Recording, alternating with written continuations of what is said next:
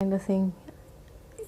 You know, how you can be like so calculated and, I don't know, cold and not have any emotions. How can people do that, block out their own feeling? I just don't know. Could you forgive him? Are you still angry? How do you feel about it? I think maybe if he's been like misled by other people, and I feel like there was a good person in there, so I just hope that, you know, I would, yeah, I just hope, I pray for him, because I feel there was a good person in there, but I feel, you know, he was probably misled and brainwashed by the wrong people. People would be quite surprised to hear that you'd still pray for him. I mean, given the number of people that died, 52 people dead, and only this huge terrorist atrocity, and yet you can still think that.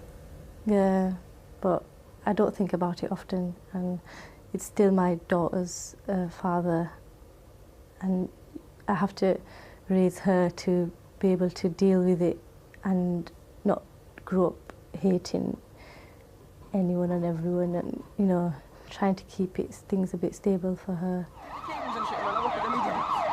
She also talked about the day of the attacks. While London's nightmare was unfolding, the plot ringleader's family was experiencing a very personal kind of horror.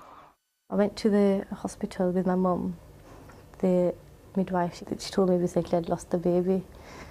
I went back to my own house and I put the TV on, and I saw that, you know, bombings and it was just all over the news.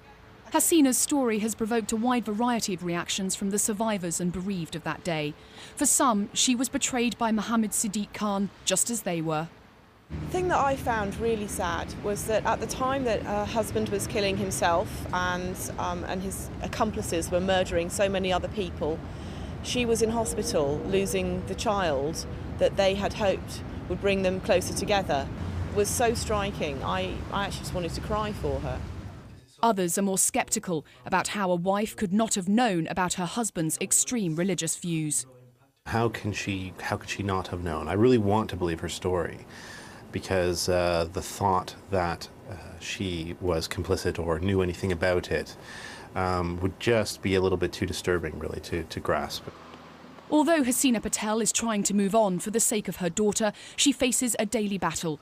She lives with what she calls the shame of her association with a terrible event. And she, like many others, wants to know, how could he do such a thing?